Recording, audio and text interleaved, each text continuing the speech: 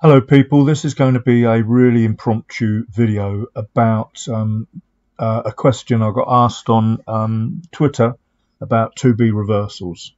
So apologies for all the lines on here and apologies for the sound quality. Literally it's off the cuff, as I say, but this was a Euro NZD trade that I took this morning, and I must admit it went far better than I expected it to. Because I really only use short-term time frames and scalping, but obviously I can see these two Bs, and we've got the top of the 2B there, and this current time frame, should I say, and that's swing 1, 2, 3, the break of the low, which is that mark there, and then the slap onto the target there, and as you can see, it's a perfect 2B. Sorry, I'm waffling a bit because this is off topic.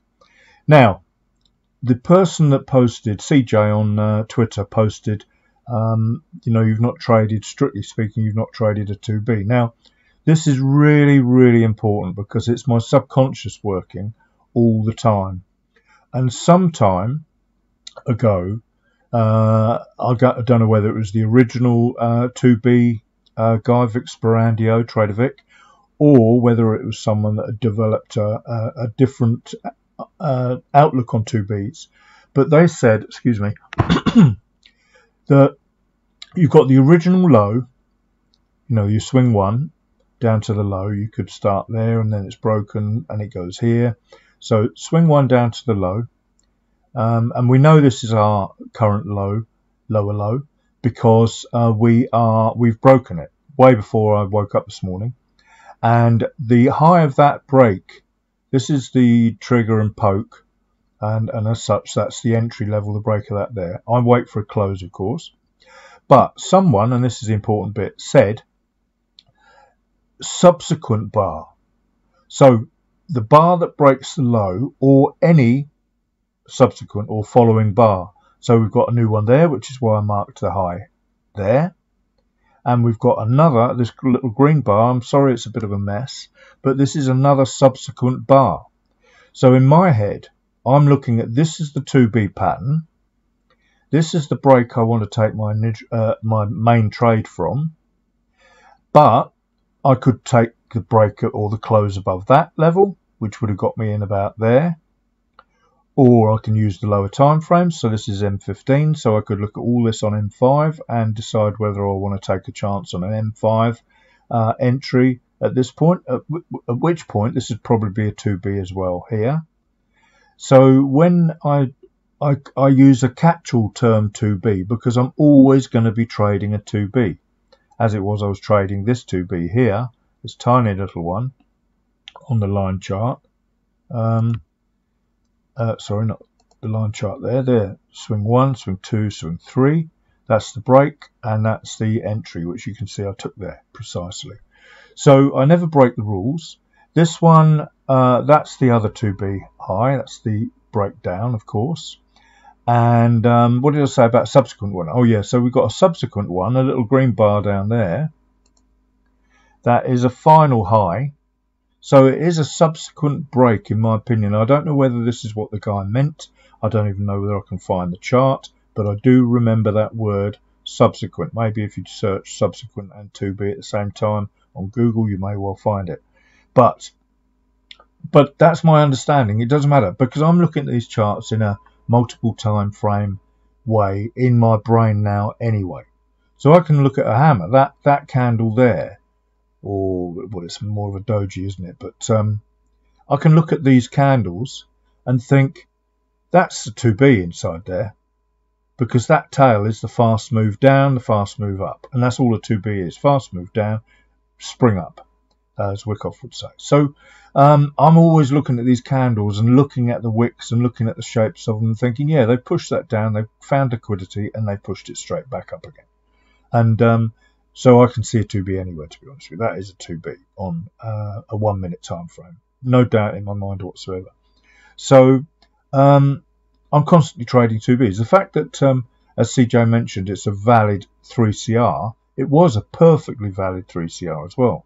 That's the ultimate, penultimate, ultimate, low, and then the reversal candle. Then we've got the pullback, and then we've got the 2B to enter that. Or we've probably got an M5 3CR there inside here as well. This is an M15 chart. It goes on and on. So the point of this video is to talk about subsequent breaks through the low, and them all, that the high of that red candle is resistance, the high of that green candle is resistance. We've closed through resistance, and as you know, the green, we've closed through the resistance of that red candle. We've had a pullback, that's a 3CR, the 3CR creates a pullback.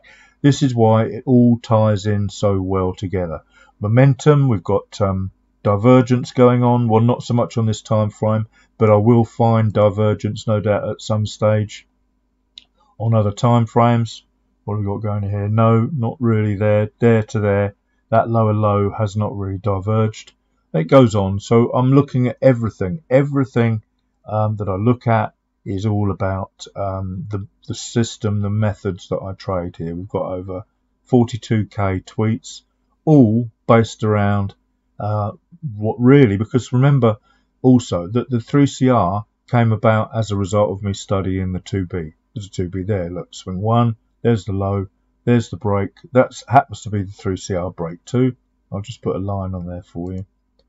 That red candle is the low. That's Sporandio's break of it there. That's the high we want to trade above, and lo and behold, it goes up. But we have a subsequent candle that's broken lower. So this is where I'm thinking the high of the subsequent candle, which corresponds with that low there, which is why that orange line seems to be involved in everything. Amazing how all of these things tie in together. But the exact low of that red candle is probably there, and the high of that, or the open of that, is below it. But it's a subsequent candle. So it's a subsequent resistance level that the price breaks, which can, on a lower time frame, be a perfect 2B reversal. This is M30 now, remember, in this tiny bit here. So we're trading this big 2B within using this tiny lower time frame 2B to get into the trade earlier. So we're always ready for the perfect trade. You know, there is no need for all this FVG, fair value gap, and order blocks and God knows what else. Sporandio, well, Wyckoff I think created the Wyckoff spring. Sporandio I think created the 2B, and then multiple people have changed the 2B to various different levels. I've also obviously created the 3CR as a result of the 2B, and I've also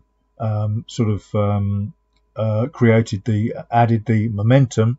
So we've got additional belt and braces and everything else you can have to hold your trousers up to get you into the trades with momentum. I didn't mean this to go on for so long, but and I didn't intend to make videos anymore like I used to. It's too time consuming, but I hope this helps a little bit.